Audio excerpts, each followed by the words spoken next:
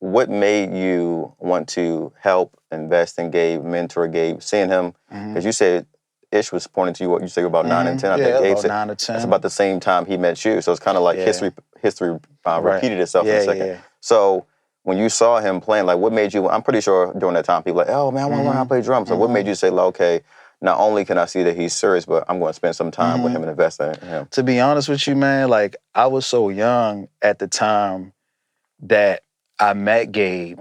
I think I might have been in my teens when I met Gabe. But to be honest with you, Jay, Gabe just didn't give up. Like he just kept, he came back. He was there almost every time I sat down on the drums. Gabe was there. Mr.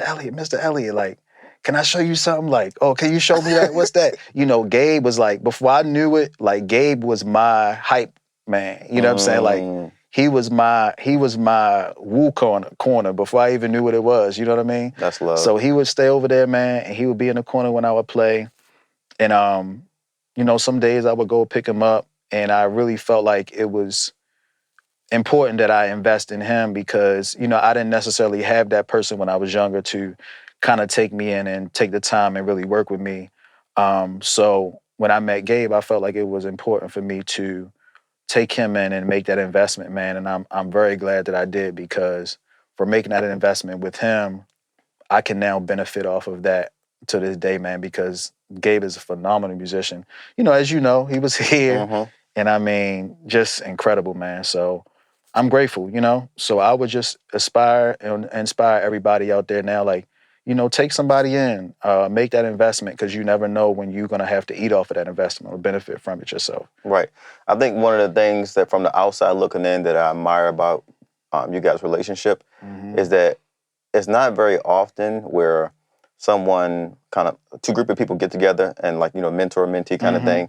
Usually the mentee sounds exactly like his mentor. And the thing about, like I said, I don't know all of y'all personal information, but the thing about you guys is that both of you guys are phenomenal drummers, phenomenal musicians, but you guys have your own personalities. Right. And like, I think that's rare that we kind of see it like that. Usually like, oh, he's sudden, you can tell he's sudden so-and-so. Right. He play his ride like this, or like everything. Not to say that's a bad thing, but